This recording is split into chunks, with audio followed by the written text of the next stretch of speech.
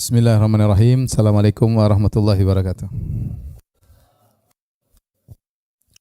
Innal hamdalillah wa nasta'inuhu wa nastaghfiruhu wa natubu ilaih.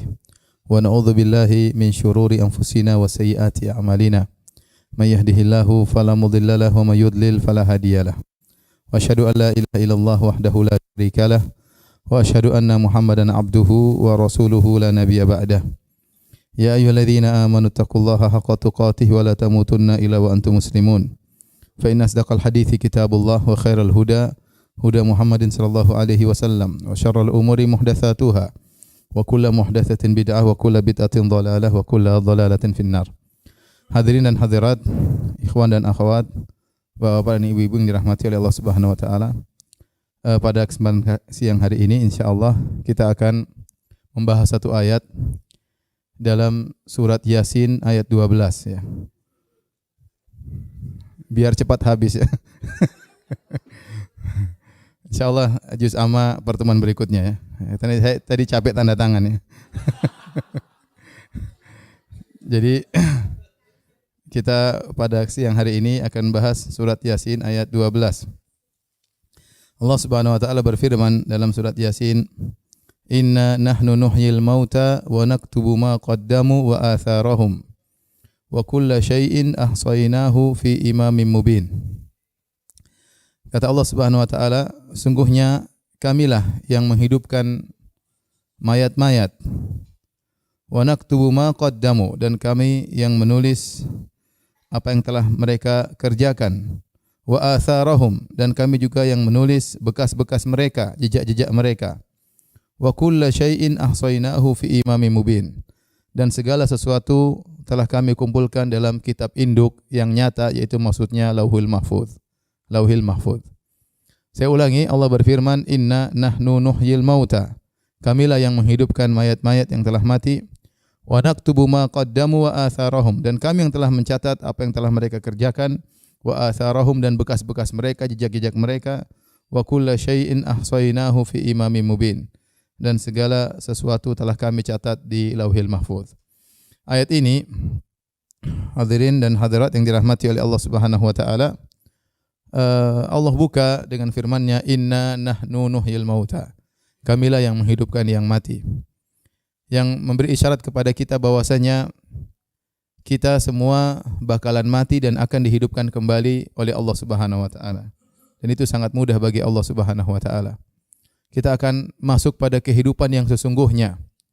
Wa innal akhirah lahiyal hayawan ya. Wa innad daral akhirata lahiyal hayawan law kanu ya'lamun. Dan sungguhnya kehidupan akhirat itulah kehidupan yang sesungguhnya seandainya mereka mengetahui ya. Jadi kehidupan dunia ini hanyalah sementara, kita cuma singgah sebentar dan kita akan menuju tujuan kita yang sungguhnya, yaitu darul akhirah. Apakah di surga ataupun di neraka jahannam, wali'adzubillah. Oleh karenanya Nabi SAW pernah bersabda, Mali walid dunya, innama mathali wa mathalud dunya karakibin istadhalla tahta syajaratin thumma raha fatarakaha. Apa urusanku dengan dunia, kata Nabi SAW. Sungguhnya perumpamaanku dengan perumpamaan dunia seperti seorang yang bersafar, naik kendaraan, kemudian dia mampir sebentar di bawah sebuah pohon, bernaung sebentar, istirahat sebentar, kemudian dia pergi meninggalkan pohon tersebut.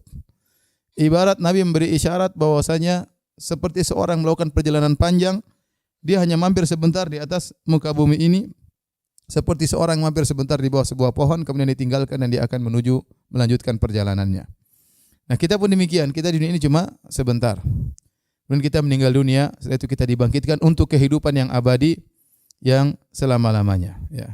Oleh karenanya Nabi SAW tatkala melihat para sahabat di perang Khandaq sedang menggali parit dalam kondisi mereka kelaparan, dalam kondisi mereka musim dingin, dalam kondisi tidak ada makanan, pekerjaan berat, musuh segera datang, 10.000 pasukan akan menyerang, maka mereka pun bekerja sambil menggali parit, mengangkat pasir dalam kondisi kelaparan. Kata Nabi SAW, Allahumma la aisha illa aishul akhirah. Ya Allah, sungguhnya tidak ada kehidupan yang benar-benar nyata, yang sejati, kecuali kehidupan akhirat. Itu Nabi SAW menyampaikan hal ini kepada para sahabat untuk bersabar. Bahwasanya kehidupan yang kalian rasakan sekarang ini bukan kehidupan yang sungguhnya. Kalian akan meninggal dunia dan kalian akan dibangkitkan pada kehidupan yang sungguhnya, itu kehidupan setelah kematian. Jadi kita yakin bahwasanya ada kehidupan setelah kehidupan kita ini, kehidupan yang abadi, kehidupan yang sungguhnya. Makanya Allah mengingatkan, inna nahnu nuhyil mauta. Sungguhnya kami akan menghidupkan mayat-mayat yang telah mati, yang telah menjadi tulang belulang, akan Allah hidupkan kembali. Karenanya Allah ingatkan, semua yang akan kita hadapi di kehidupan yang sungguhnya, kehidupan di kemudian hari, apa yang akan kita rasakan semuanya tergantung dari amalan yang kita lakukan sekarang ini. Semuanya tergantung dari perbuatan kita di dunia ini. Ini yang menentukan nasib kita di akhirat kelak. Makanya seorang berhati-hati, waspada tatkala berjalan di tempat persinggahan sekarang ini yang cuma sebentar. Saya sering sampaikan, kita ini cuma sebentar. Ya, paling 60 tahun, kalau sampai mungkin 70 tahun itu pun sudah jarang ya. Kebanyakan orang 60 sampai 70 sudah meninggal dunia. Ibu-ibu juga demikian, sudah ada yang tua, ada yang setengah tua, ada yang hampir mati ya. Semua kita seperti itu. Mau kita mau mati, tinggalkan rumah mewah, mobil mewah kita tinggalkan, suami tercinta kita tinggalkan, anak-anak yang kita sayang kita tinggalkan, menuju kehidupan yang sesungguhnya, kehidupan yang sejati. Nah, semua perbuatan kita di dunia ini penentu nasib kita di akhirat kelak yang sangat panjang ya, yang tiada penghujung. Kita di dunia cuma sekitar 60 tahun, dibandingkan dengan alam barzakh saja bisa jadi seorang dalam alam kubur ratusan tahun.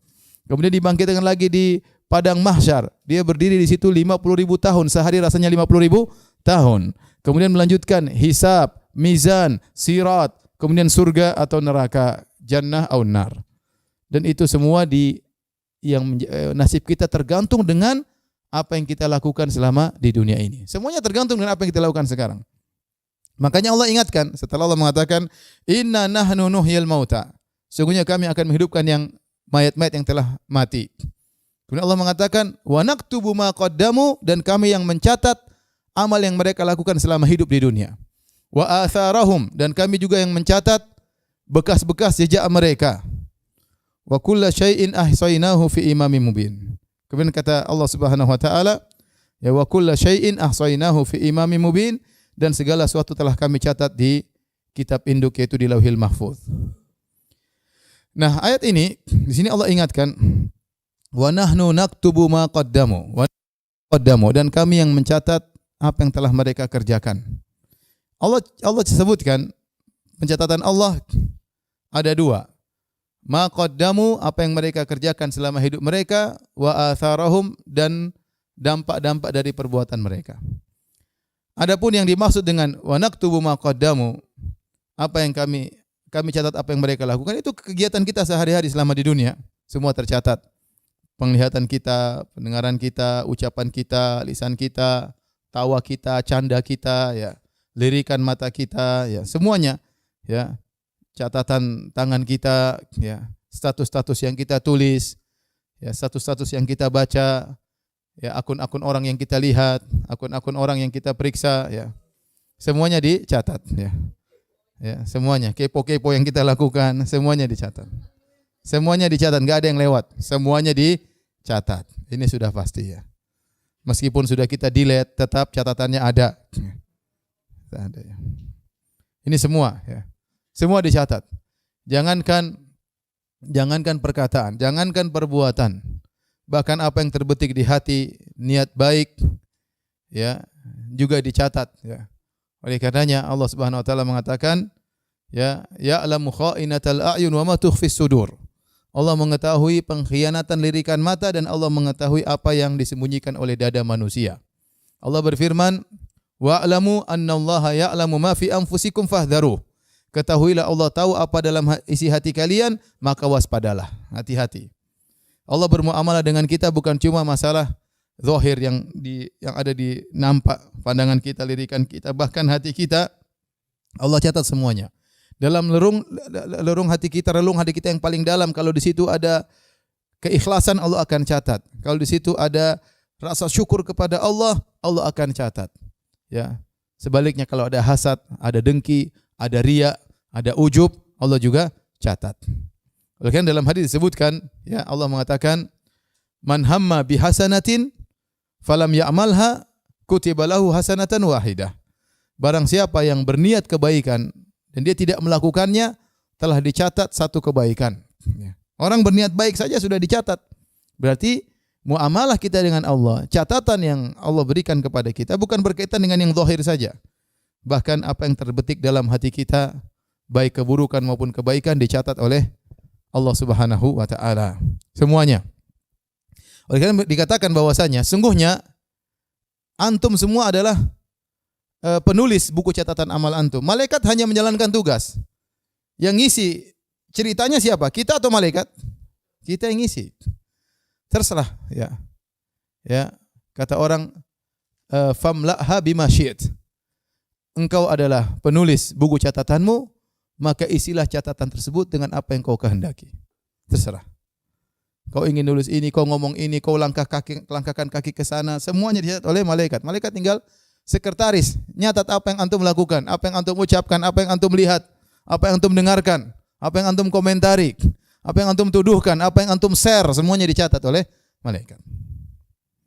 Ya, kalau kebohongan kita share, kita kena juga. Oleh karenanya hidup cuma sebentar. Hati-hati ibu-ibu, bapak-bapak.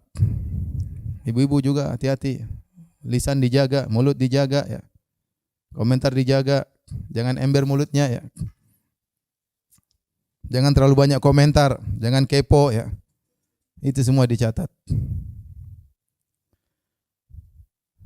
Betapa banyak tas yang dilihat di browsing, ya. Dicatat enggak itu kira-kira? Dicatat, semua yang dilihat dicatat. Semua dicatat. Semua dicatat, kebaikan maupun keburukan akan dicatat. Kalau enggak apa-apa, enggak ada masalah, ya.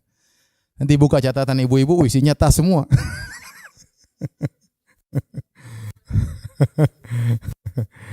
Oleh karenanya hidup cuma sekali. Saya bukan melarang, enggak apa-apa, silakan. Silakan, kan apa namanya? Kan catatan itu kita yang tulis, kita yang sutradaranya. Malaikat cuma nyatat, ya. Ya. Tilka sahifatuka, itulah catatan amalmu, famla'ha bima syi't. Penuhi dengan yang kau kehendaki. Kau penuhi dengan kebaikan, yang tercatat kebaikan, yang kau penuhi dengan keburukan, tercatat adalah keburukan. Dan kau akan lihat hasilnya pada hari kiamat kelak. Iqra' kitabak, kafa bi nafsikal yauma 'alaika hasiba. Kata Allah Subhanahu wa taala, bacalah catatan amalmu pada hari kiamat kelak. Terbuka, ya. Terbuka.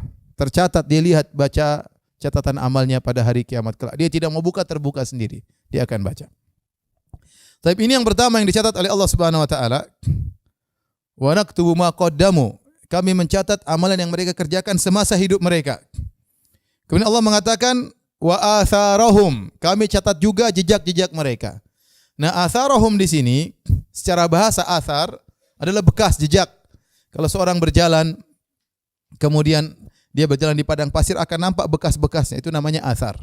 Secara bahasa Arab artinya apa?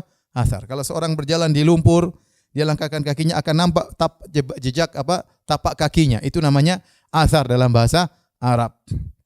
Nah, di sini atharahum sini ada dua pendapat secara umum di kalangan para ulama, para ahli tafsir. Pendapat yang pertama yang dimaksud dengan atharahum adalah bekas kaki. Pendapat yang kedua, atharahum artinya dampak yang terjadi akibat mereka setelah mereka meninggal dunia. Artinya kalau mereka meninggal dunia, mereka meninggalkan kebaikan, tetap dicatat kebaikan tersebut. Misalnya mereka sebelum meninggal dunia merawat anak yatim tersebut menjadi anak soleh. Gara-gara mereka, dampak amal perbuatan mereka, anak yatim ini menjadi anak soleh, maka meskipun dia sudah meninggal, catatan tetap apa? Mengalir, catatan kebaikan. Jadi saya ulangi, atharahum ada dua pendapat. Pendapat pertama berkaitan dengan seorang yang masih hidup, yaitu bekas tapak kakinya. Pendapat yang kedua, dia sudah meninggal dunia, tapi masih mengalir perbuatan akibat apa yang dia lakukan selama dia masih hidup. Adapun pendapat yang pertama, wa atharahum, maksudnya bekas kaki. Seakan-akan Allah menjelaskan, wahai manusia, wahai hamba-hambaku, jangankan amal kalian, bekas kaki kalian saja itu dicatat oleh Allah Subhanahu wa taala. Kalau kita melangkahkan kaki, apalagi kita berjalan, mungkin bekas hampir tidak terlihat. Apalagi kalau ada bekas kemudian tertiup debu, tertiup angin, sehingga bekas tersebut tertutup. Meskipun bekas tersebut telah tertutup, telah diterpa dengan debu atau terkena air, tertutup dengan air, meskipun sudah tidak ada jejaknya dan bekasnya, tetap tercatat di Lauhil Mahfuz, tetap tercatat oleh malaikat. Nah, kalau bekas kaki saja dicatat, apalagi langkah kakinya. Maka seakan-akan para ulama mengatakan, kalau bekas tapak kaki seorang yang bekas tersebut sudah hilang, diterpa dengan angin, tertutup dengan debu, terkena air misalnya, itu tetap dicatat meskipun sudah tidak ada bekasnya, apalagi perbuatan hamba tersebut. Oleh karena seorang tatkala melangkahkan kaki, hati-hati. Jangan dia langkahkan kaki kepada perkara-perkara yang haram. Semua langkah kaki dicatat. Bayangkan betapa bahagia orang yang laki-laki yang pergi ke masjid, catatan begitu banyak, Allah catat baginya. Ya. Oleh karena disebutkan dalam suatu hadis, ada namanya Banu Salimah. Banu Salimah, mereka tinggal di kota Madinah di daerah Masjid Qiblatain, daerah situ. Kemudian mereka mendengar bahwasanya di daerah Masjid Nabawi ada bagian yang kosong, mereka ingin pindah rumah. Mereka ingin pindah rumah. Maka kabar ini sampai kepada Nabi SAW. Maka Nabi datang kepada mereka, Nabi berkata, "Ya Bani Salimah, wahai Banu Salimah, balagoni annahum turiduna an tantaqilu qurbal masjid." Telah sampai kepadaku bahwasanya kalian ingin pindah rumah dekat masjid. Kata mereka, "Na'am ya Rasulullah, inna aradna dzalik." Benar Rasulullah, kami ingin pindah rumah dekat masjid. Supaya mudah ke mana? Ke masjid, dekat. Kata Nabi SAW, "Ya Bani Salimah, diyarakum tuktab atharukum." Ya Bani Salimah, diyarakum tuktab atharukum. Wahai Bani Salimah, tidak usah pindah ke dekat masjid. Kalian tetap saja tinggal di situ, dicatat langkah kaki kalian menuju masjid. Jadi Nabi menyuruh mereka, menganjurkan mereka tidak usah pindah rumah dekat masjid. Jauh saja tidak apa-apa, karena setiap langkah kaki apa? Dicatat oleh Allah Subhanahu wa taala. Pulang dan pergi. Pulang dan pergi. Bayangkan kalau orang rumahnya dari masjid 0,5 kilo. Kemudian dia pulang balik berarti berapa? 1 kilo. Setiap langkah kaki akan mengangkat derajat, menghilangkan dosa. Setiap langkah kaki, pulang dan pergi. Coba 1 meter berapa langkah kaki? Taruhlah 2 langkah. Kalau 1000 meter sudah 2000 langkah. Berarti ada 2000 kebaikan dicatat, 2000 dosa dihapuskan oleh Allah Subhanahu wa taala. Oleh karena dahulu sebagian salaf kalau mereka pergi ke masjid, mereka langkah kakinya langkah kecil-kecil. Supaya apa? Supaya catatannya semakin apa? Banyak. Semakin banyak. Langkah kaki dihitung, dicatat oleh Allah Subhanahu wa taala. Ada seorang sahabat ya. Dari Ubay bin Ka'ab, saya bacakan hadisnya, dia berkata, "Kana rajulun la a'lamu rajulan ab'ada minal masjid minhu." Wa kana la tukhti'u salatun. Ada seorang dari sahabat, aku tidak mengetahui ada seorang yang rumahnya lebih jauh daripada dia ke arah masjid. Namun dia tidak pernah ketinggalan salat. Rumahnya sangat jauh, dia yang terjauh rumahnya. Faqila lahu au qultu lahu, atau aku berkata kepadanya, "Law ishtaraita himaran tarkabuhu fi dhulma wa fi ramda." Bagaimana kalau kau beli himar, keledai, bisa kau tunggangi, kau bisa berjalan dalam kegelapan, mudah menuju masjid, atau di tengah jalan yang panas kau bisa naik himar, mudah ke masjid. Maka orang ini berkata, "Qala ma yasurruni anna manzili ila jambil masjid. Inni uridu an yuktab li mamsyaya ilal masjid." Aku tidak senang, bukanlah menyenangkanku kalau rumahku dekat masjid. Aku senang rumahku jauh dari masjid, supaya dicatat setiap langkah-langkahku menuju masjid. Pergiku menuju masjid, wa ruju'i idza raja'tu ila ahli, dan demikian juga langkahku dicatat tatkala aku pulang ke rumah. Faqala Rasulullah sallallahu alaihi wasallam, maka Rasulullah sallallahu bersabda, "Qad jama'a Allahu laka dzalika kullahu." Allah telah mengumpulkan itu semua bagimu. Hadis riwayat Muslim. Hadis ini menjelaskan, dia ditawarkan untuk naik kendaraan ke masjid, dia tidak mau. Bukan berarti kita enggak boleh ke masjid naik kendaraan, boleh, tetapi lebih afdal langkah kaki. Oleh karena para ulama mengatakan di antara dalil yang menunjukkan ke masjid afdal dengan berjalan kaki adalah hadis ini. Hadis ini. Naik motor boleh, boleh, tapi pahalanya kurang. Tidak seperti langkah kaki. Pulang pergi dicatat. Setiap langkah menambah derajat, setiap langkah mengurangi apa? Dosa. Dia mengatakan tadi, saya ingin mamsyaya ilal masjid, catatan langkah kaki saya menuju masjid, wa ruju'i ila ahlihi, dan kalau saya balik ke keluargaku tetap dicatat oleh Allah, dan Nabi mengatakan qad jama'allahu laka dzalika kullahu, Allah telah kumpulkan itu semuanya untukmu. Langkah pergi langkah pulang dicatat oleh Allah Subhanahu wa taala. Allah Nabi sallallahu alaihi wasallam bersabda, "Basyiril masya'in fi dhulam ilal masajid bin nuri tami yaumal qiyamah." Berilah kabar gembira kepada orang-orang yang pergi ke masjid di kegelapan malam. Mereka akan mendapatkan cahaya yang terang benderang pada hari kiamat kelak. Orang yang pergi waktu Isya pergi ke masjid, waktu subuh gelap dia pergi ke masjid. Nanti pada hari kiamat dia akan diberi cahaya yang terang benderang oleh Allah Subhanahu wa taala. Dari sini hadirin hadirat yang rahmati Allah Subhanahu wa taala, ternyata yang Allah catat bahkan langkah kaki kita.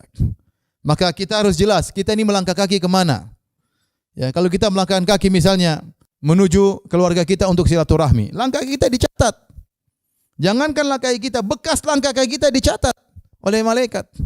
Kita pergi menuju pengajian, langkah kaki kita dicatat oleh Allah Subhanahu wa taala. Kita melangkahkan kaki untuk berdakwah, kita melangkahkan untuk membantu anak yatim, dicatat oleh malaikat. Nah, kalau kita langkahkan kaki juga untuk maksiat, waliyadzubillah, pergi jauh-jauh ke Singapura untuk main judi misalnya. Berapa langkah kaki dicatat itu? Banyak. Ya. Naik pesawat berkilo-kilo dicatat. Untuk kau main judi dicatat. Pulang pergi dicatat. Pergi ke Singapura berapa, balik Singapura berapa. Langkah kaki menuju bioskop dicatat atau tidak? Dicatat. Apalagi berdua sama suami, ya. Dua-duanya dicatat. Langkah kaki suami, langkah kaki apa? Istri. Sampai nanti sana nonton film enggak benar-benar, kemudian pulang dicatat juga oleh malaikat, ya, atas perintah Allah Subhanahu wa taala, ya.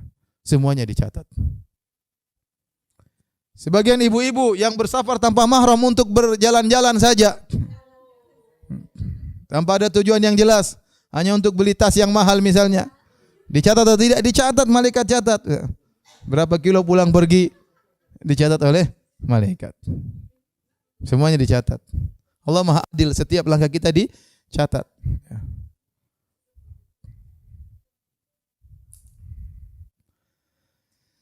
Jadi para hadirin hadirat yang Allah Subhanahu wa taala, ini di antara tafsiran wa naktubu ma qaddamu wa atharahum. Kami catat bekas kaki jejak mereka. Tafsiran yang kedua yang disebut dengan wa naktubu ma qaddamu wa atharahum, kami catat bekas athar. Athar dalam bahasa Arab juga artinya dampak. Dampak. Dan ini berkaitan dengan orang setelah meninggal dunia. Nah, athar artinya dampak. Kalau pertama artinya jejak, artinya juga artinya apa? Dampak. Ya. Nah, kalau orang sudah meninggal dunia, dilihat apa dampak selama dia hidup di dunia. Bisa jadi dengan kehidupannya di dunia dia menimbulkan dampak kebaikan dan bisa jadi menimbulkan dampak keburukan. Orang-orang tatkala hidup di dunia, dia melakukan amalan soleh, melakukan amal jariyah. Meskipun dia sudah meninggal dunia, catatan amal terus dicatat oleh Allah Subhanahu wa taala. Contoh kata Nabi sallallahu alaihi wasallam, "Idza mata ibnu Adam, inqata amalu illa min thalath." Kalau anak Adam sudah meninggal dunia, maka terputus amalannya kecuali 3 perkara.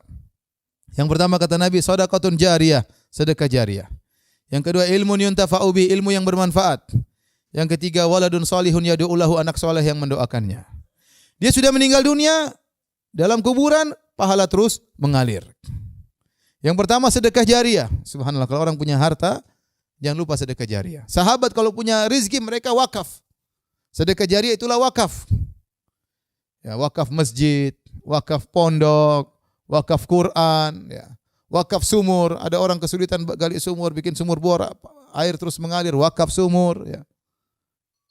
Kalau kita tidak mampu untuk berwakaf harta, bisa wakaf ilmu, dakwah, kajian di YouTube misalnya. Orang nonton setelah kita meninggal dunia misalnya, tulisan-tulisan orang baca setelah kita meninggal dunia. Ini namanya wakaf ilmu. Wakaf tidak harus dengan harta. Kalau tidak punya harta, wakaf dengan ilmu. Tidak punya harta, tidak punya ilmu, didik anak jadi anak yang soleh. Kita sudah meninggal dunia masih ada yang doakan. Dia salat, dia beribadah, pahala juga mengalir kepada kita. Sebagaimana dalam hadis, ya, inna rajula la turfa'u darajatuhu fil jannah. Ada seorang dinaikkan derajatnya di surga. Dia mengatakan, anna li hadza, kok bisa derajatku naik? Maka dikatakan kepadanya, bistighfari waladikalak, karena anakmu sering mendoakan istighfar buat engkau. Dia sudah meninggal dunia, tapi pahala terus mengalir. Pahala terus mengalir. Jadi saya ingatkan kepada bapak dan ibu-ibu yang punya harta, berusaha untuk wakaf. Ya. Untuk wakaf. Kalau dia punya uang untuk bangun masjid, alhamdulillah bangun masjid. Udah bangun istana satu aja, jangan bikin istana 2 atau 3. Kecuali istri antum 2, 3, oke, enggak apa-apa. Istri cuma 1, istana 7 buat apa? Ya. Istri cuma 1, istana 7 buat apa? Buat panjang hisab hari kiamat. Ya. Buat nambah catatan amal antum pada hari kiamat, amal untuk ditanya oleh malaikat oleh Allah pada hari kiamat kelak. Kalau punya kelebihan rezeki, bikin masjid, bikin pondok, ya, bikin sekolah, ya. Kemudian biayai anak-anak yang tidak mampu, mereka menghafal Quran. Ya. Siapa tahu jadi dai di kemudian hari, lantunan Quran mereka setiap mereka baca, pahala mengalir kepada kita. Ya, kalau punya uang, subhanallah. Betapa enak orang punya uang, coba. Kadang lebih enak daripada dai. Ya, yang punya uang, dai, Ustaz, sini Ustaz, ente saya biayai pergi ke sana ya, dakwah ya. Ustaznya ceramah-ceramah, mungkin dilempar orang, diludah orang, dia dapat pahala. Ustaz dapat pahala, dia juga dapat apa? Pahala. Terkadang lebih enak orang kaya daripada ustaz. Apalagi ustaznya kaya sekalian.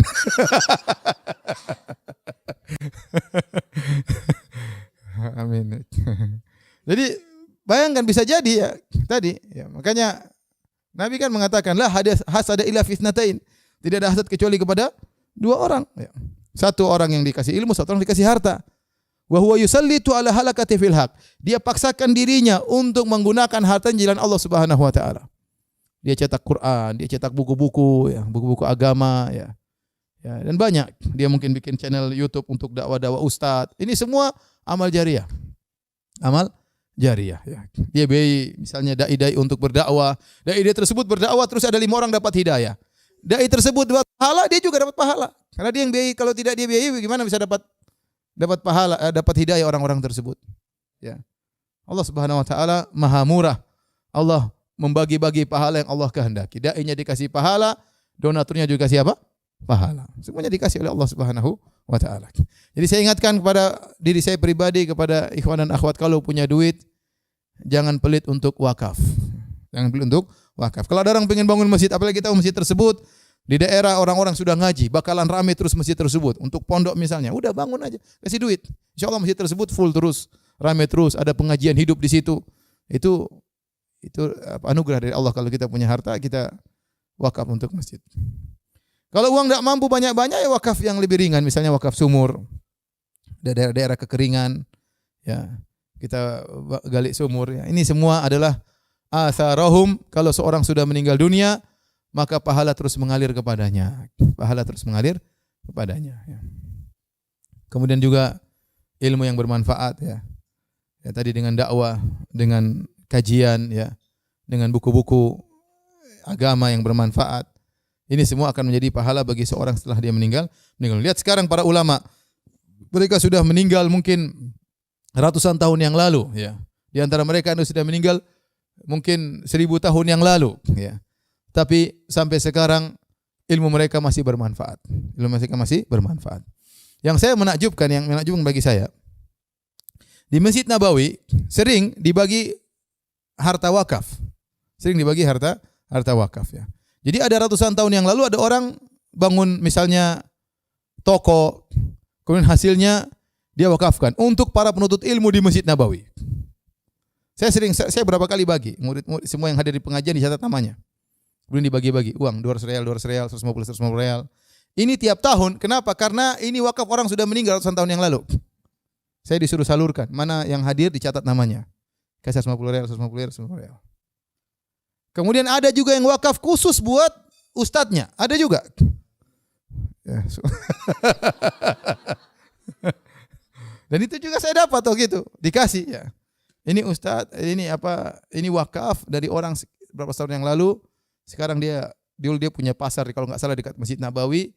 Kemudian karena Masjid Nabawi mengalami pelebaran, akhirnya dirubah menjadi wakaf apartemen, orang-orang tinggal di sana. Hasilnya dikumpulkan khusus untuk dai-dai yang berdakwah di Masjid Nabawi.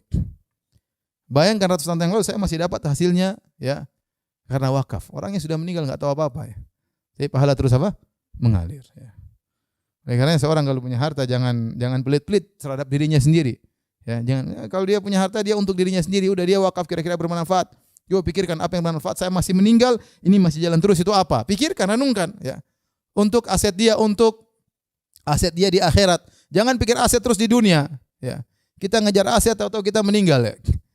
Kita kejar aset juga di akhirat. Kalaupun ternyata kita belum berhasil, Allah sudah catat pahala kita. Ini orang berniat untuk wakaf akhirat. Berhasil enggak berhasil urusan Allah. Yang penting kita sudah punya niat untuk wakaf ya. Karenanya betapa bahagia orang-orang sudah meninggal dunia tidak bisa beramal sementara pahala terus mengalir kepadanya. Sementara pahala terus mengalir kepadanya. Demikian juga punya anak soleh. Anak soleh. Kalau kita enggak punya anak soleh, kita biayai anak-anak yatim, anak-anak enggak mampu kita biayai masukkan ke pondok biar mereka hafal Quran, kita juga dapat pahala. Atau enggak kita pergi ke pondok-pondok pesantren yang ada orang yang berprestasi kita biayai, bilang saya yang biayai dia. Ini anak pintar, oh iya saya yang biayai dia sampai dia berhasil selesai sampai jadi dai. Kalau dia berdakwah pahala juga ngalir sama kita. Kenapa? Karena kita yang biayai. Karena kita yang biayai ya. Jadi sebenarnya jalan-jalan kebaikan itu banyak, maka seorang berpikir ke arah situ untuk aset dia di akhirat. Kita di dunia ini apa sih mau uang 1 triliun juga ente mau hidup makan cuma 3 kali sehari, enggak mungkin makan 5 kali. Uang ente 1 triliun dengan uang saya mungkin cuma berapa puluh juta. Enggak ada bedanya, makan sama-sama 3 kali. Bisa jadi ente 1 piring, saya bisa jadi 2 piring. Terus mobil, ente mobil 10, saya mobil 1 misalnya. Sama-sama aja, sama naik mobil 1. Enggak mungkin saya naik mobil langsung dua-duanya saya naik mobil dua-duanya. Sama-sama 1. Terus apa? Waktunya tidur ente tidur, saya tidur. Ente umroh, saya juga umroh. Mungkin beda hotel, enggak ada masalah, ini sama-sama apa? Umroh. Ya. Ente punya anak, saya juga punya anak. Ente punya, saya juga punya istri. Ya, terus uang banyak-banyak buat apa? Ya, uang banyak-banyak buat apa? Ya. Hanya memperlambat kita masuk surga pada hari kiamat kelak kalau masuk surga. Hanya memperpanjang hisab kita pada hari kiamat. Oleh karenanya para hadirin hadirat yang Allah Subhanahu wa taala, ingat ayat ini, wa naktubu ma qaddamu wa atharahum. Akan dicatat kebaikan-kebaikan bagi orang yang sudah meninggal dunia kalau dia punya andil dalam kebaikan-kebaikan tersebut. Kemudian kata para ulama, demikian juga di antara athar, kalau kita katakan ada amal jariah, boleh kita pakai istilah ada dosa jariah juga. Ada dosa jariah. Orang-orang yang semasa hidupnya menyebabkan timbul maksiat setelah dia meninggal dunia, tetap dosa mengalir kepadanya. Tetap dosa mengalir kepadanya. Contoh seorang ya di kampung misalnya, dia yang pertama kali cewek ini pakai baju you can see ya. Baju mini, dia jalan kemudian di tengah masyarakat tadinya orang semua malu-malu, akhirnya ngikut dia. Kenapa? Dia bersabar pakai apa? Baju you can see tersebut. Dimaki-maki orang dia cuek saja. Emang gue pikirin katanya terus. Akhirnya lama-lama ada yang ikut. Ternyata pengikutnya banyak. Dia bersabar. Setelah dia meninggal dunia, akhirnya orang-orang tadi buka aurat, mewariskan ilmunya kepada generasi berikutnya. Seluruh dosa-dosa mengalir kepada dia setelah dia meninggal. Ada seorang artis buka aurat pakai gaya rock mini, kemudian joget-joget, diikuti oleh anak-anak di Indonesia misalnya. Semua dosa ngalir kepada dia meskipun dia sudah meninggal dunia. Seorang pemain film kemudian terbuka auratnya, dia sudah meninggal, itu dia sudah tua, sudah keriput wajahnya, meninggal dunia. Filmnya masih terus diabadikan, nonton orang berulang-ulang. Dosa terus mengalir kepadanya. Waliyadzubillah. Ada orang yang nyanyi dangdut ya. Dia udah tewas. Lagu dangdutnya masih legendaris. Itu berarti dosanya legendaris juga. Waliyadzubillah. Dan itu benar dicatat. Ada orang guru musik ngajarin punya murid banyak main musik. Ya udah semuanya jago main musik. Ada orang buka sekolah musik. Wah repot. Setelah dia meninggal dunia kemudian orang jago-jago main musik. Karena main musik kemudian joget-joget, main perempuan, khamar, kan temannya musik seperti itu. Rata-rata seperti itu. Morfinis, rusak dan lain-lainnya. Akhirnya apa? Ya udah, dosa terus mengalir kepadanya. Ya, dosa mengalir terus kepadanya. Saya dengar ada seorang cerita zaman dahulu. Jadi ada orang dia berlangganan klip porno. Jadi dia bayar pakai kartu kredit, nanti setiap ada klip porno baru kemudian masuk ke emailnya dan dia boleh share kepada beberapa orang. Begitu masuk langsung otomatis tershare kepada teman-temannya. Terus demikian setahun terus. Suatu saat temannya ini yang dapat share klip porno tersebut ingin ketemu dengan teman yang berbaik hati selama ini bagi apa? Klip porno. Ternyata temannya tersebut sudah meninggal dunia. Tetapi masih terus dosa jariah berjalan. Waliyadzubillah. Ya.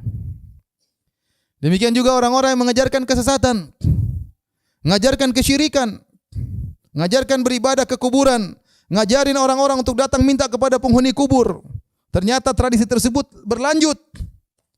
Dia sudah meninggal dunia, dosa syirik terus mengalir kepada dia karena dia yang mengajari orang-orang untuk minta kepada penghuni kubur.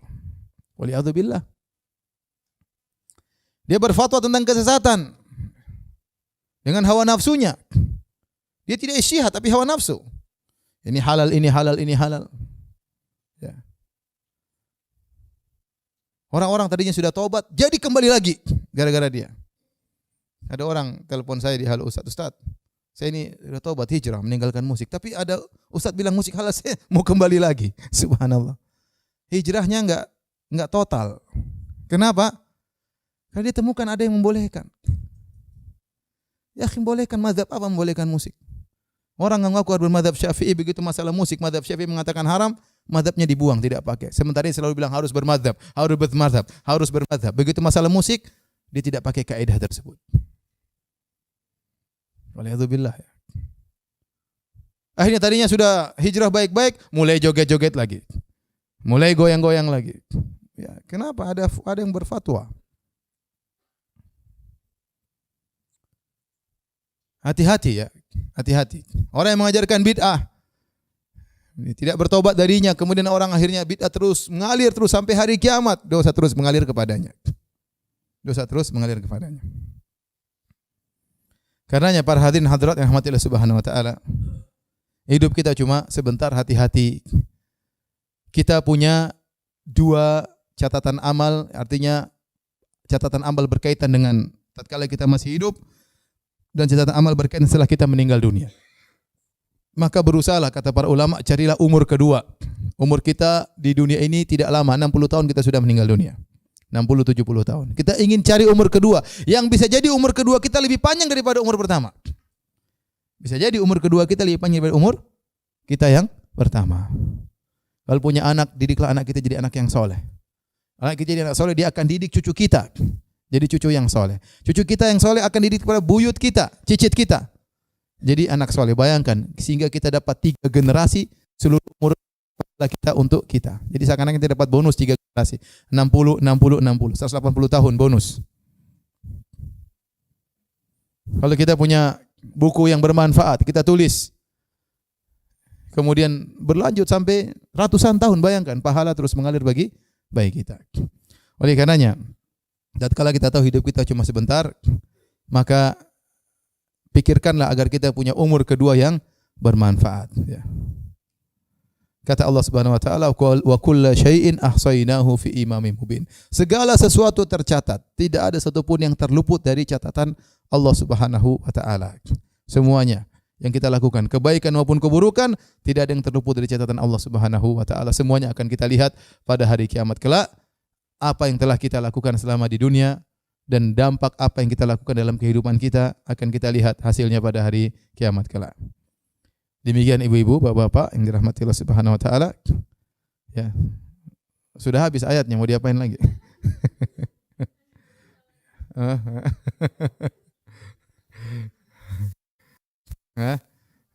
Tambah ayat udah jangan banyak-banyak, nanti susah diamalkan.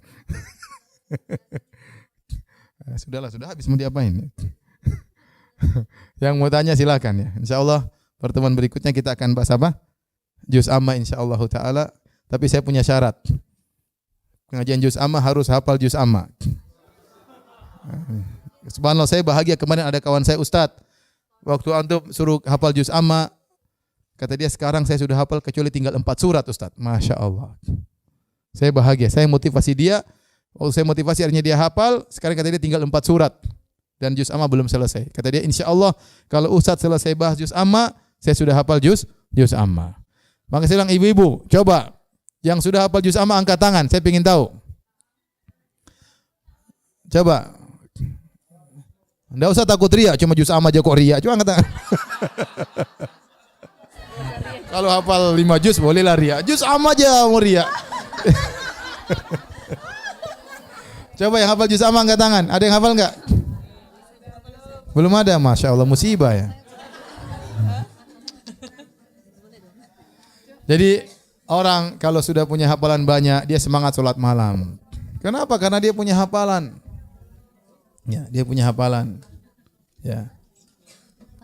Kalau dia nggak punya hafalan, dia kurang semangat. Hafal cuma 3 qul Allah ahad, qul a'udzu birabbil falaq, qul a'udzu birabbin nas. Tambah lagi qul ya ayyuhal kafirun. 4 qul berarti. Mau ngimamin istri sholat malam tidak pede. Mas, bacanya kok cuma 3 qul, Mas? Inilah surat yang Abi paling sukai. Padahal tidak punya hafalan. Jadi maksud saya, ibu-ibu bikin grup ya, grup setoran ya, grup setoran. Di situ siapa di antara kalau ada ustazah atau siapa yang punya hafalan, paling saling melihat juga nggak ada masalah. Tapi usahakan untuk menghafal, tidak satu hari 1 ayat saja apa susahnya. Untuk baca berita 1 atau 2 saja sampai berjam-jam. Ya, debat sana, debat sini, fulan debat sini, fulan bantah ini. Ya, kamu hafal sebentar masa nggak bisa? Ya. Jadi kita buat kesepakatan dulu ya. Bapak setoran sama saya ya. Dicatat namanya ya. Ya, pokoknya. Pokoknya pertemuan berikutnya kan bulan depan. Enggak. Dari depan, dari belakang. Ya. Dari surat ya. Surat An-Naba, amma yatasaalun. Enggak cuma pendek. Anak saya sudah hafal masih kecil-kecilan. Ente udah mau mati belum hafal.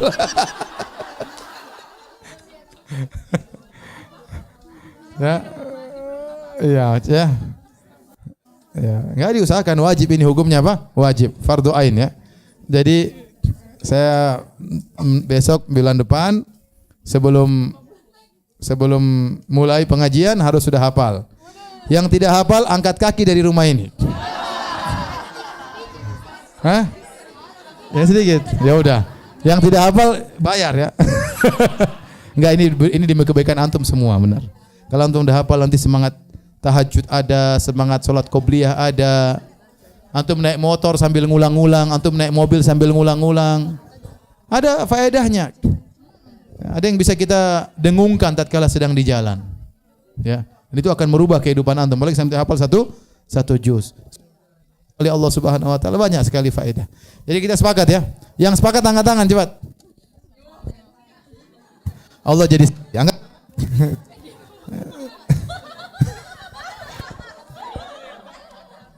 Angkat. Aduh, ragu-ragu gimana? Hah? Nah. Catat ya. Insyaallah benar saya harap ya. Ya, ibu-ibu ya. Ibu-ibu dicatat. Saya tidak bilang 1 surat, enggak. Saya cuma minta 10 ayat untuk bulan depan. 10 ayat. Tangan yang 10 ayat, angkat tangan semuanya. Ya. Bismillah ya. Ya. Insyaallah An-Naba. Amma yatasaalun 'anin naba'il 'azim ya. Ibu-ibu anak kecil saja sekarang hafal, masih ibu enggak bisa. Anak kecil yang baru hidup sudah hafal. Ibu-ibu yang sudah mau mati masih belum hafal. Insyaallah saya berharap itu akan merubah kehidupan ibu-ibu insyaallah taala. Setelah hafal insyaallah lebih taat sama suami, lebih banyak baca Quran, lebih tawadhu, lebih tidak suka cari-cari tas insyaallah.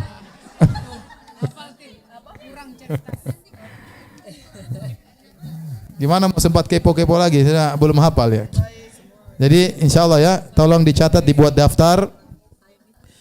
Nama-nama dibuat daftar, bulan depan harus setoran semua 10 ayat ya. 10 ayat nanti saya panggil ya. Dari sini saya dengar ya. Ya. Insyaallah ibu-ibu. Ya catat aja nama-nama enggak salah. Ya. Tapi demikian, kalau ada yang bertanya saya persilahkan. Wallahu ta'ala alam bisawab. Ada yang bertanya? Ya. Silakan. Assalamualaikum warahmatullahi wabarakatuh. Waalaikumsalam warahmatullahi wabarakatuh. Ustaz, saya mau bertanya, kalau musik kan sebaiknya tidak diajarkan kepada anak. Bagaimana mengenai menggambar makhluk hidup? Karena biasanya dari sekolah ada tugas dari sekolah untuk membuat poster atau membuat gambar tentang makhluk hidup, dan bagaimana hukumnya memasang gambar tersebut dan foto anak di rumah. Terima kasih. Assalamualaikum warahmatullahi wabarakatuh. Assalamualaikum warahmatullahi wabarakatuh.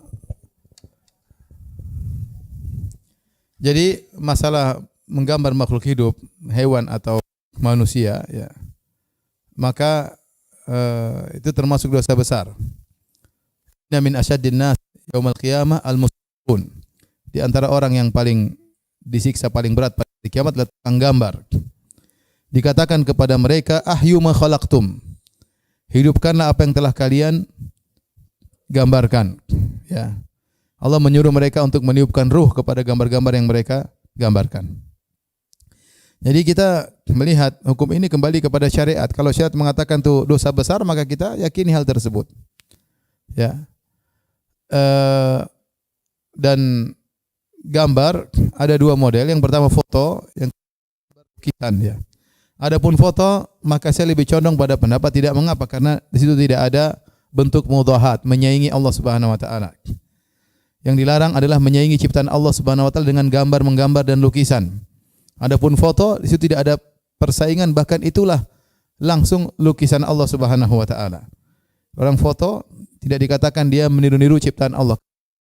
Itu suatu memang ciptaan Allah cuma diabadikan dalam bentuk foto atau dalam bentuk video.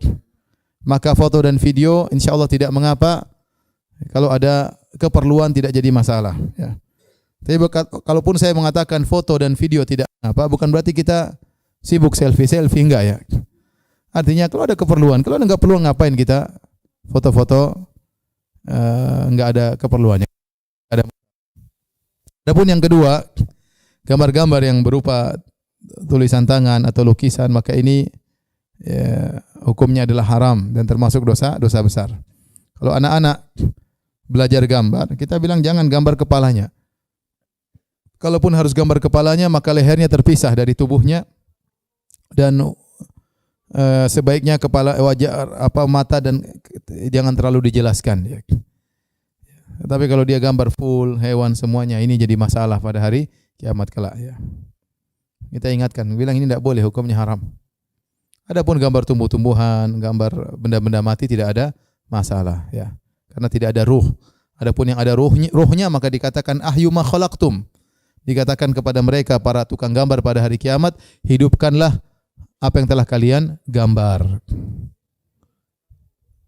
Tapi ada lagi yang bertanya? Silakan. Kasih.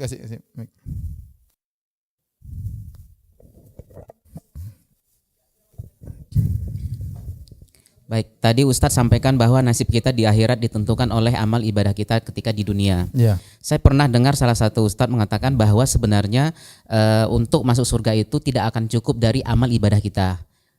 Tolong penjelasannya secara detail. Nabi SAW pernah bersabda, la yadkhulul jannata ahadun bi amalihi. Tidak seorang masuk surga dengan amalannya. Wala anta ya Rasulullah, apakah engkau juga masuk surga bukan dengan amalnya? Kata Nabi sallallahu alaihi wasallam, wala ana illa ayataqabbana Allahu bi rahmatih. Aku pun masuk surga bukan dengan amalku, tetapi aku masuk surga dengan rahmat Allah Subhanahu wa taala. Ini hadis yang dalam banyak ayat yang lain Al-Qur'an Allah mengkaitkan masuk surga dengan amal soleh. Contoh kata Allah Subhanahu wa taala, udkhulul jannata bima kuntum ta'malun. Masuklah kalian ke surga dengan sebab amal kalian. Ya. Allah juga berfirman, walikullin darajatum mimma amilu. Masing-masing di surga derajatnya sesuai dengan amalannya di dunia. Dan ayat seperti ini banyak. Nah, bagaimana kita mengkompromikan dua model dalil seperti ini? Dalil yang pertama mengatakan mau surga bukan dengan amal. Dalil-dalil yang kedua banyak mengatakan mau surga karena apa? Amal. Maka para ulama mengkompromikan, mereka mengatakan maksudnya seorang tidak mungkin masuk surga dengan menjadikan amalnya sebagai tiket masuk surga, untuk sebagai pembayaran masuk surga. Karena nikmat surga terlalu luas, terlalu banyak, tidak bisa dia bayar dengan amal solehnya. Ya. Kita contohkan saja sederhana, saya sering sampaikan. Contoh, seorang kalau ingin menikah dengan wanita di dunia ini, untuk menjadikan bidadari di rumahnya, ya, bidadari yang berbagai macam kelakuannya. Jadi kita ingin menikah dengan seorang wanita. Perlu biaya banyak enggak? Perlu biaya ya. Perlu biaya. Maharnya berapa? Uang naiknya berapa? Uang panaiknya berapa? Orang Bugis ada uang naiknya. Orang Jawa naik turun gratis. Bayar. Belum pestanya berapa? Belum maintenance-nya. Ya. Belum macam-macamnya ya. Intinya butuh biaya banyak mendapatkan bidadari dunia seperti itu modelnya. Nah, terus kalau ente mau bayar bidadari di akhirat, bayar pakai apa? Bidadari yang sempurna ya.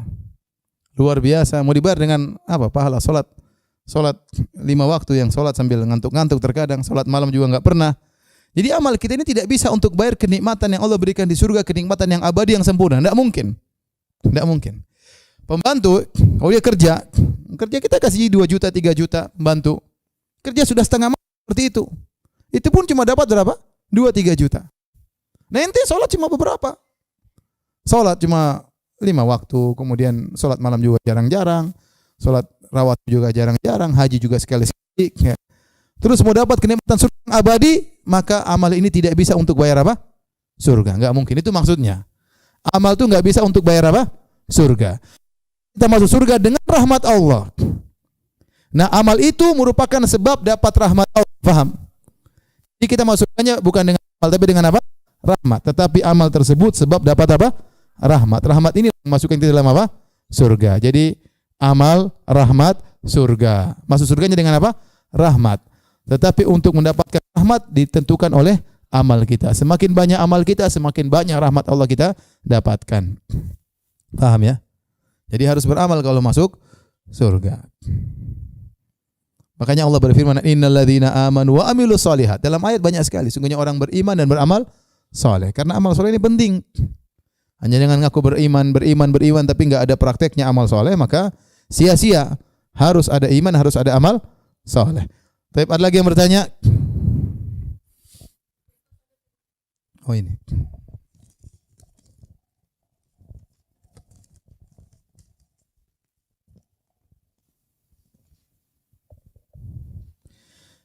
Ustadz, saya baru ditinggal suami cerai mungkin ya. Kere, miskin maksudnya. Saya ulangi. Tulisannya CERE. Cerai kali ya, iya. Makanya saya bingung. Saya baru ditinggal suami, cerai karena mantan suami lebih memilih wanita lain. Sabar ya. Dan saat ini dia sudah menikah, tapi baru 3 hari menikah mantan suami saya sudah mulai membuka komunikasi lagi dengan saya. Bahkan sering mengajak bertemu dengan saya. Jujur memang saya masih sayang dan masih menginginkan mantan suami balik lagi. Apa yang bisa saya lakukan ya Ustadz? Iya. Kalau baru 3 hari, ini enggak, dia sudah enggak tahu sudah masih idah masih atau enggak. Jadi kalau wanita diceraikan oleh suaminya, jatuh talak 1, bisa jadi talak 2, bisa jadi talak 3.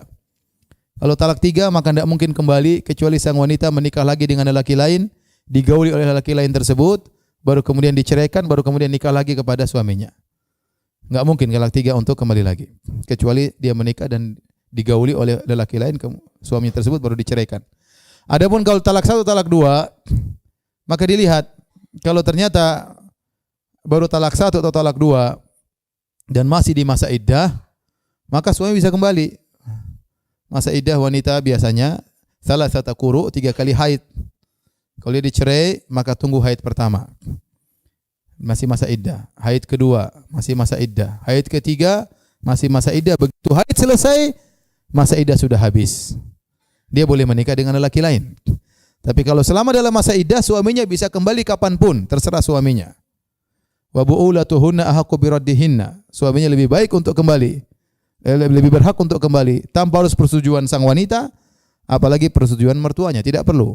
Jadi selama dalam masa iddah, kalau suaminya kembali, maka dia bisa kembali. Tapi zahir sepertinya penanya ini menjelaskan seakan-akan masa iddahnya sudah selesai. Kalau masa iddah sudah selesai, artinya dia dicerai sudah 5 bulan yang lalu, 4 bulan yang lalu. Kemudian suaminya kawin lagi sama wanita lain, sekarang mulai jalin hubungan dengan dia. Maka dia sudah wanita ajnabiyah. Dia sudah hubungan suami istri lagi. Ya. Ya kalau dia ingin kembali nggak ada masalah. Kalau dia lihat suaminya menyesal, ya, tapi harus ikut prosedur, tidak boleh pacaran. Tidak boleh pacaran karena sudah seperti lelaki lain, wanita yang lain. Kalau dia ingin kembali suruh ngelamar ke mantan bapak mertua. Harus kembali ke mantan bapak mertua, ke mantan walinya. Melamar untuk kembali lagi seperti proses pernikahan awal, ya. Datang ke rumah bawa hadiah, ya, dan yang lain-lainnya. Ya, adapun pendapat saya bagaimana tentang sang wanita seakan-akan ingin kembali lagi, apalagi kalau dia punya anak, masih sayang bapaknya anak-anak, terserah. Apa dia siap di poligami, sekarang dia menjadi istri kedua, ya. Kembali kepada dia, dan tidak ada salahnya, tidak ada masalah. Ya, kalau dia kembali kepada suaminya, kalau memang dia masih sayang, ya, masih cinta, ya. Ya, namanya kehidupan penuh dengan apa? Ujian.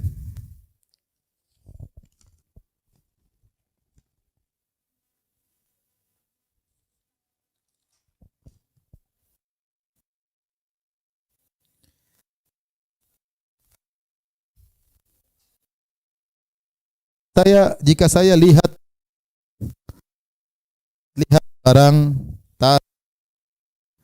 barang-barang lainnya, membuka Facebook, WA, apakah berdosa? Lalu malaikat mencatatnya sebagai apa? Tentunya tidak. Wanita begitulah, ya. Mereka sukanya apa? Tas. Terkadang lebih sayang tas daripada suaminya. Lihat tas, lihat inilah, ini perempuan, ya, perempuan. Makanya sampai ada yang mengatakan, ya laki-laki memang diiming bidadari. Sebenarnya kalau perempuan diiming dengan tas di surga dan macam-macam. Fitrah wanita suka dengan barang-barang seperti itu. Tas, anting-anting, kemudian gelang dan macam-macam, sepatu, sendal, ya. Senang melihat, browsing meskipun duit enggak ada, ya. Jadi apakah itu dosa? Jawabannya tidak. Tetapi waktu kita berharga, ya. Ya, waktu kita berharga. Kalau kita memang pengen beli, enggak apa-apa, kita lihat-lihat, mungkin ada lagi duit pengen beli. Tapi kalau enggak ada punya duit terus lihat-lihat terus hanya berangan-angan, kasihan suami juga, ya. Kasihan suami. Jadi enggak dosa, ya, selama yang kita lihat adalah perkara yang halal, tidak ada yang haram, enggak ada masalah. Tetapi jangan sampai berlebihan sehingga waktu banyak terbuang, tidak sempat baca Quran, tidak sempat berbakti kepada orang tua, tidak sempat berbakti kepada suami, tidak sempat ngurus anak-anak. Dan banyak ibu seperti itu. Dia lihat HP, anaknya juga ribut-ribut, kasih HP supaya anaknya diam. Jadi masing-masing lihat apa? HP. Ya. Ibunya nonton, anaknya juga nonton. Ya. Banyak ibu-ibu protes, Ustaz, anak saya, aduh, sibuk main HP terus. Mungkin ibunya juga sibuk main HP. Coba kalau ibunya sibuk baca Quran, anak-anaknya juga akan sibuk baca Quran. Ibunya sibuk lihat tas, anak juga sibuk lihat apa? Tas. Boleh, tetapi intinya jangan sampai meninggalkan kewajiban. Ya, wanita biasa melihat barang-barang yang indah yang mereka sukai, tapi jangan sampai meninggalkan kewajiban. Jika ada niat buruk, iri, dengki, tapi hanya dalam hati tidak terwujudkan, lalu istighfar, apakah ini sebagai amal buruk? Namanya hasad, kalau terlintas di hati kita lawan, tidak dicatat sebagai amal buruk. Bahkan sikap kita melawan hasad tersebut dicatat sebagai amal kebaikan. Kalau ada sifat suudzon muncul dalam hati kita, kalau kita diamkan, kita tandemkan dalam hati kita, dosa. Tapi kalau kita lawan, kita dapat pahala. Adapun terbetik saja, semua orang terbetik dengan hal tersebut. Kata Ibnu Taimiyah, la yakhlu jasadun min hasadin. Tidak ada jasad yang selamat dari hasad. Semua orang pasti ada hasadnya. Bahkan para ulama ada hasad di antara mereka, para ustadz ada hasad di antara mereka, para istri ada hasad di antara mereka, para madu ada hasad di antara mereka, para pedagang ada hasad di antara mereka, para orang kaya ada hasad di antara mereka, padahal sama-sama kaya. Tapi kalau ada hasad, segera kita lawan. Kalau kita lawan hasad tersebut, justru dicatat sebagai amal soleh. Ustadz, dalam silaturahmi biasanya sering diadakan acara arisan. Bagaimana pendapat Ustadz untuk arisan ini? Apakah diperbolehkan mengumpulkan uang dengan arisan tersebut? Arisan tidak menjadi masalah, ya, meskipun ada pendapat yang mengatakan haram, tapi hukum asal arisan hukumnya halal, ya, selama tidak ada embel-embel yang lain-lain, ya. Arisan sekedar kumpul uang, nanti diundi, yang pertama nama muncul dikasih, nggak ada masalah, nggak ada masalah, hukumnya halal, tidak mengapa. Ini saling bantu membantu, ya, menabung di antara mereka. Ustaz, jika seorang melakukan dosa dan lalu dia tobat dan melakukan salat tobat, kapan dilakukan salat tobat tersebut? Apakah waktunya? Tidak ada waktu tertentu, silakan seorang kalau melakukan dosa dan ingin bertobat, silakan sholat taubat kapan saja. Silakan sholat taubat kapan saja, ya. Dan itu hukumnya sunnah. Baik, ada lagi yang bertanya? Silakan. Monggo. Assalamualaikum Ustadz. Waalaikumsalam. Mau bertanya mengenai bioskop menonton film itu apakah haram? Hukumnya bagaimana ya Ustadz? Tergantung filmnya. Kata film ceramah tidak apa-apa. Oh, enggak ada ya? Enggak ada. Belum masuk Hollywood. Ustadz Syafiq belum masuk Hollywood, belum. Kalau ceramah nontonnya ternyata isinya buka aurat, kita bawa suami lihat cewek-cewek cantik di situ. Film apa sih enggak buka aurat? Coba sebutin film apa yang tidak buka aurat? Ya. Ipin Upin. Film apa yang tidak buka aurat? Ipin Upin aja terkadang aurat terbuka. Maksud saya, karena kita pergi ke tempat tersebut, melihat suami kita lihat perempuan cantik, kita lihat lelaki tampan di situ, lebih tampan daripada suami kita, lebih gagah daripada suami kita, ya.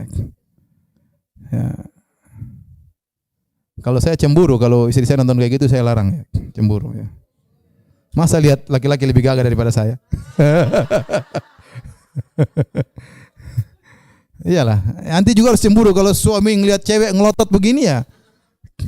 Lihat anti nggak pernah melotot, marah. Lihat cewek melotot sampai ngiler, ya, gimana? Cemburu. Jangan, ya. Jangan. Jadi belum lagi musik-musik dan macam-macamnya. Ya. Rubah kebiasaan, itu syahwat. Kita ikuti syahwat kita, ya. Jangan nonton apa di bioskop. Kecuali tadi film YouTube, ya. Ceramah. Wallahu a'lam bishawab. Silakan.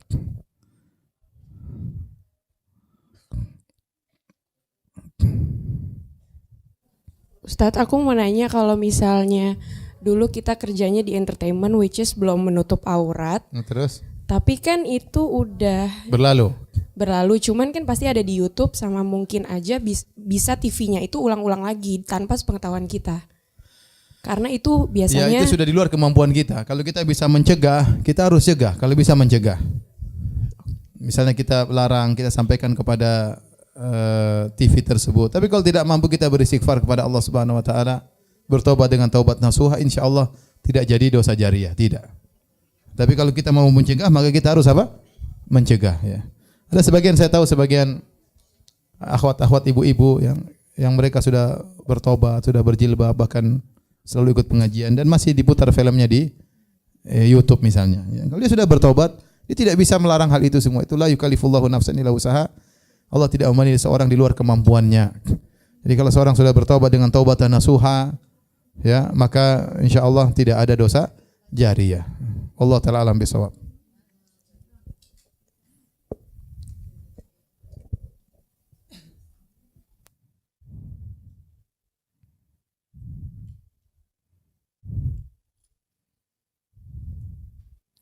Ustadz sudah berusaha memperbaiki bacaan tahsin yang keluar selalu tidak sesuai makhraj hurufnya. Hukumnya bagaimana? Enggak ada masalah, ya. Orang siapa yang baca Quran wa huwa syakun alaihi tata'ta wa huwa syakun alaihi, ya, barang siapa yang baca Quran dengan susah payah dan terbata-bata, tetap lahu ajran, dapat 2 pahala. Ya, pahala dia berusaha dan pahala dia baca Quran. Enggak ada masalah, ya. Ya, berusaha terus, enggak ada masalah, belajar dan berusaha baca Quran semaksimal mungkin. Itulah wal baqiyatus salihatu, adalah sisa-sisa amal soleh yang akan bermanfaat bagi kita tatkala di akhirat kelak. Ada lagi yang bertanya? Silakan, Pak.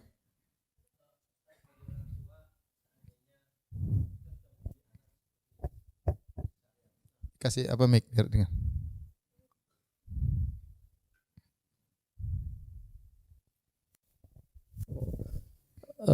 Sebagai orang tua kan kita diwajibkan mendidik anak-anak sesuai dengan syariat Islam. Terus? Seandainya ada suatu kasus, bukan menimpa kita, ya, kemudian suatu saat anak ini menjadi tidak sesuai dengan didikan kita, artinya entah murtad, entah apa. Apakah orang tua juga terima? Enggak. Orang tua dia hanya dapat dosa kalau dia ikut andil dalam merusak anak tersebut. Dia ngajar anaknya merokok misalnya, dia ngajar anaknya minum khamar, dia ajak anaknya nonton bioskop, anaknya rusak, dia ajak anaknya pacaran, maka dia dapat dosa jariah. Tapi kalau tidak, dia sudah berusaha mendidik anaknya dengan baik, anaknya rusak, anaknya murtad, dia enggak bertanggung jawab. Nabi Nuh alaihissalam anaknya kafir, tidak masuk Islam, enggak ada masalah. Ya, jadi jangan ngajari anak kita macam-macam ya.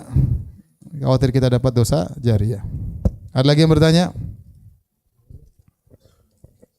Ya.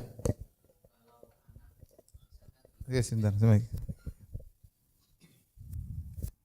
Jika kita punya anak tapi dia belum baligh, masih anak-anak SD lah ya. Terus? Kemudian dia suka ikut pentas seni di sekolahan, nyanyi gitu dan nari. Pakai musik enggak? Pakai. Iya, terus. Apakah orang tuanya ikut berdosa? Ya kalau orang tuanya ridho iya. Orang tuanya malah belikan baju untuk pentas. Soalnya itu dari sekolahan. Ya bilang enggak usah anak saya, yang lain aja. Apa usahanya? Ini anak saya juara nari, juara joget, ngapain? Juara tahfidz oke lah. Juara matematika oke lah. Juara fisika. Juara tarik tambang kek. Juara nyanyi. Juara main musik. Musik itu kalau orang sudah suka, Meskipun susah. belum dewasa masih. Ya kan kita mendidik dia tidak berdosa. Tapi perbuatan kita ngajarin dia itu kita yang dosa. Paham? Bukan dia. Terus kalau terbawa dia sampai besar terus begitu, kita yang didik kan. Kita yang ridho dengan hal tersebut. Terus mau sekolahkan anak mana? Sabar. Sabar. Ya.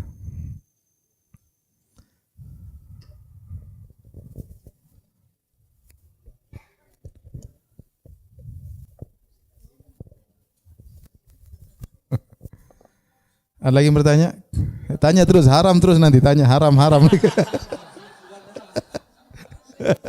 Tanya saya, kayak saya jawab, nggak mungkin saya bilang halal kalau haram ya nggak mungkin halal ya. Antum tanya saya jawab, silakan. Ustadz di luar tema boleh Ustadz? Boleh. Mengenai Quran itu makhluk dan Itu terlalu berat, yang lain aja lah. Panjang. Silakan yang lain, masih ada ibu-ibu? Enggak, silakan. Pokoknya yang tanya siap terima jawaban ya.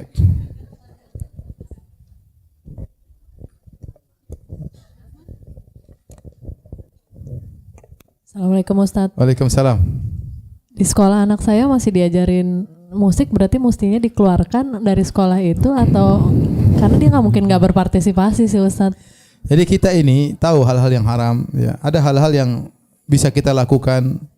Kalau bisa kita keluarkan, ada hal yang terkadang kita tidak bisa. Contoh, kita tahu musik haram. Tapi kita masuk pesawat pasti ada musiknya. Ini hal yang di luar kemampuan kita. Seperti itu kita hanya istighfar, semoga kita tidak berdosa. Karena tidak mungkin, kita belum punya pesawat sendiri ya. Sampai dalam pesawat ada pramugari yang cantik-cantik ya. Ya repot ya. Kalau kita punya pesawat sendiri, kita ya nggak ada pramugarinya, semuanya pramugara misalnya. Nggak ada musiknya ya. Pesawat sunnah airline, nggak ada. Belum ada. Ya, semoga ada. Intinya belum ada, ya udah kita di luar kemampuan kita. Kita pergi ke restoran. Saya sering bilang orang putar musik tolong matikan. Tapi terkadang tidak bisa. Kita masuk ada live musik, suruh berhenti kan nggak mungkin. Ya udah, kita makan. Apa boleh buat ya? Ada kawan umroh, dia ambil paket murah lewat Kolombo, Sri Lanka. Terus katanya pramugarinya kelihatan pusarnya, kelihatan anunya macam-macam. Kata dia, Ustaz, makanya mau yang syar'i mahal. Yang murah lewat Kolombo, pramugarinya kayak begitu ya. Jadi ya saya bilang, lihat ya, kalau kita bisa mampu pindahkan sekolah yang lebih baik. Ingat, anak itu aset termahal bagi kita. Saya bilang anak itu lebih mahal daripada yang lainnya. Aset paling berharga. Kalau anak kita soleh, kita yang paling bahagia, kita yang paling beruntung. Kita sudah meninggal, ada yang doain kita. Ya. Saya sini sampaikan demikian. Ibu-ibu, siapa yang doain ibu-ibu dengan tulus? Coba, siapa yang doain? Suami ibu-ibu saja belum tentu doain ibu-ibu, belum tentu. Belum tentu. Siapa yang doain ibu? Yang doain ibu-ibu itu orang tua. Orang tua biasanya sudah meninggal lebih dahulu. Yang paling setia mendoakan kita siapa? Anak-anak. Kalau ibu sudah meninggal, siapa yang mau doain? Anak-anak yang doain. Suami bibi mungkin kawin lagi setelah itu. Jelas bukan dia lagi.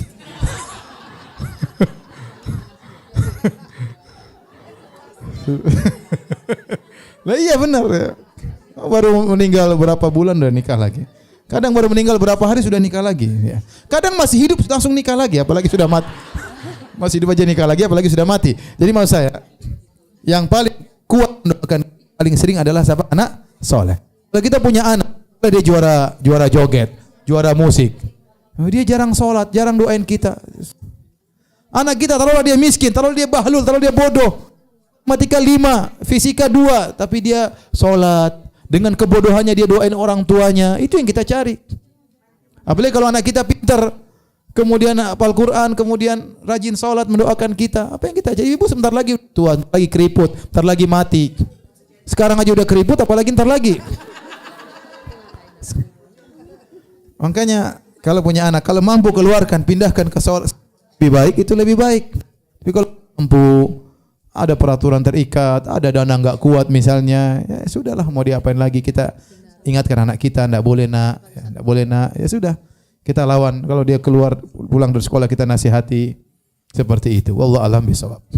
Satu lagi Ustaz, kalau misalnya untuk melangkahkan kaki tadi ke masjid untuk lelaki dapat pahala, kalau wanita perempuan dimuliakan dalam Islam, di rumah saja dapat 27 derajat. Enggak usah ke masjid. Ya, perempuan di rumah sudah pahala berlipat ganda. Kata Nabi SAW, la tamna'u ima Allahi masajid Allah wa buyutuhunna khairun lahun. Jangan kalian melarang wanita ingin ke masjid. Ingin ke masjid silakan dapat pahala bolak-balik. Tetapi wa buyutuhunna khairun lahun. Di rumah lebih baik. Kalau dia keluar dia dapat pahala seperti laki-laki. Tapi kalau dia di rumah lebih baik daripada itu. Apalagi yang kurang mulia bagi wanita. Ya, wanita dimuliakan oleh syariat Islam, pahalanya berlipat ganda meskipun dia cuma sholat di rumah. Assalamualaikum Ustadz. Waalaikumsalam. Tentang anak yang murtad, itu kalau orang tuanya tidak setuju, tapi orang tuanya apakah harus memutuskan hubungan atau tetap dia masih nginep di rumah anaknya, terus anaknya masih nginep di rumah dia, masih pergi-pergi bareng-bareng gitu. Dinasihati, jangan, kalau saya nasihati yang terbaik bisa kita lakukan nasihati terus. Jadi masalah memutuskan hubungan dilihat. Kalau kita putuskan hubungan membuat dia jera, ya itu lakukan. Tapi kalau ternyata memutuskan hubungan buat dia semakin jauh, maka sebaiknya tidak usah ditempuh. Mending kita dekati, nasihati. Orang kafir apa yang mereka ikuti? Orang agama lain itu apa yang disembah? Semuanya enggak logis, enggak ada yang masuk akal. Kita Islam tuh yang paling indah, Islam tuh yang paling logis. Islam tuh menyembah Tuhan pencipta alam semesta. Mereka nyembah makhluk. Nyembah nabi lah, nyembah inilah, nyembah anulah. Apalagi kalau beragama Nasrani, sangat mudah untuk diperbaiki kepada Islam, sangat mudah. Paling sulit kalau kita berhadapan dengan ateis, pakai logika terlalu banyak. Tapi kalau Nasrani, sangat tinggal dorong sedikit mereka masuk Islam. Ya. Oleh karenanya, kalau anak murtad ke agama Nasrani, didakwahi aja, didakwahi. Doi dipanggil, ajak diskusi, dialog, orang tua. Ya, kalau kita putus dia semakin jauh, sayang. Ya. Tunjukkan kita baik, tapi kita dakwahi dia. Jangan baik-baik doang, tidak kita dakwahi, jangan. Kita baikin tapi kita dakwahi. Setiap datang kita aja ngobrol, Tuhanmu bagaimana ya Tuhan, bicara tentang Tuhan. Dia agama apa? Agama apa itu? Agama apa, Mbak? Ya apalagi Nasrani gampang. Tinggal aja ngobrol aja.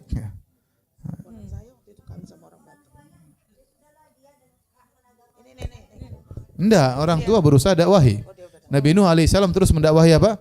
Anaknya. Nabi Ibrahim terus mendakwahi apa? Bapaknya. Ya jangan, dia bernahi mungkar. Dia harus terus dakwahi. Tidak ada kata berhenti, terus dakwahi. Kecuali anaknya kabur dari rumah, kecuali anaknya memukul dia, itu lain cerita. Selama anaknya masih dia bisa diajak ngomong, wajib bagi dia untuk dakwahi apa? Anaknya. Apa? Enggak, jangan. Suruh dakwahi. Enggak boleh begitu. Apa lebih bagus diputuskan hubungannya itu aja, Ustadz? Dilihat kondisi. Kalau memang lebih bagus diputuskan hubungan, buat dia lebih baik, putuskan karena hubungan. Karena kan dosa orang tuanya nanti kelak tanggung jawab. Kalau saya bilang dakwahi dulu. Belum dicoba dakwah. Kalau sudah coba dakwah nggak bisa, ya baru mungkin putuskan hubungan. Tapi coba dulu dakwah, panggil ustadz, duduk bicara sama dia, diskusi, nggak apa-apa.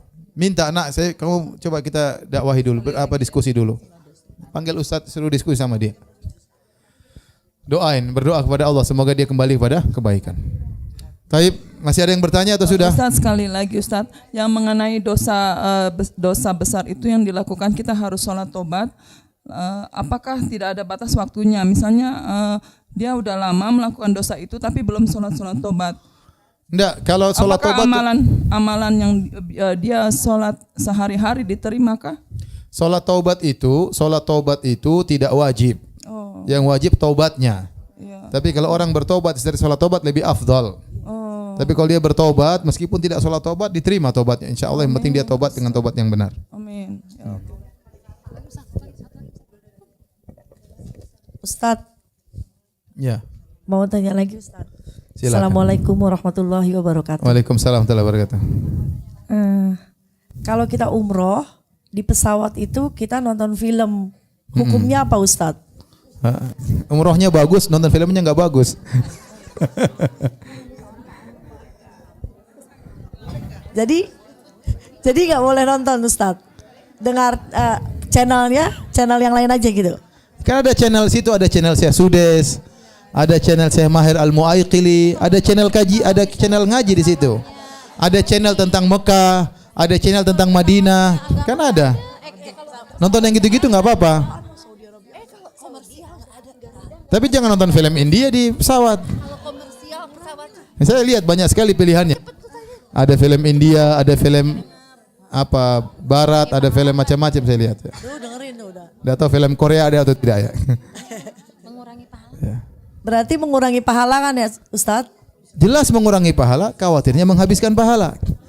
Nah orang kalau habis umroh terus dia pulang nonton film kan berarti pulsanya kena roaming gitu.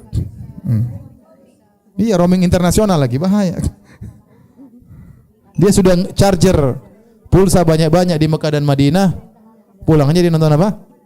Film. Dia kena roaming. Bertobat kepada Allah, istighfar ya. Istighfar.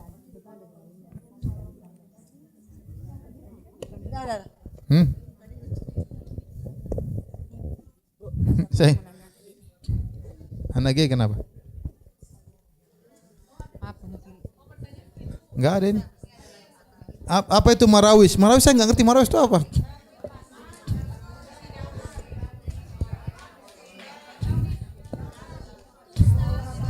Rebana. Salat pakai rebana. Iya. Kalau ada akikah juga. Ya kayak gitu. Oh ada akikah ya, akikah. Sebagian ulama membolehkan kalau hanya sekedar duf. Dalam hadis disebutkan Nabi membolehkan duf tatkala duf itu rebana tatkala hari raya. Sebagian ulama Syafi'iyah mengkiaskan dengan acara-acara kebahagiaan. Boleh pakai duf. Contohnya pernikahan. Contohnya akikahan. Contohnya hal-hal yang menyenangkan boleh pakai duf. Tapi lebih daripada itu tidak boleh. Kalau hanya duf, kemudian wanita hanya boleh di antara wanita. Tidak boleh kemudian wanita nyanyi-nyanyi di depan para lelaki. Ya kan? Yang nonton laki-laki. Oh, laki-laki semua. Selama itu dalam acara misalnya tadi acara walimah, maka tidak mengapa insyaallah taala. Ya. Tapi kalau lebih daripada itu pakai musik-musikan maka tidak boleh. Sekedar cuma apa? Duf. Tidak boleh lebih daripada itu. Ya.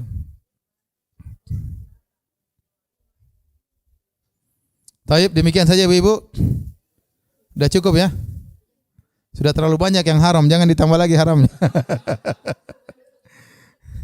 Udah nanti insyaallah jangan lupa bulan depan hafal surat An-Naba berapa ayat? 10 ayat insyaallah ya. Jangan sampai ada yang beralasan ya. Demikian subhanakallah bihamdik asyhadu alla ilaha illa anta astaghfiruka wa atubu ilaik. Assalamualaikum warahmatullahi wabarakatuh.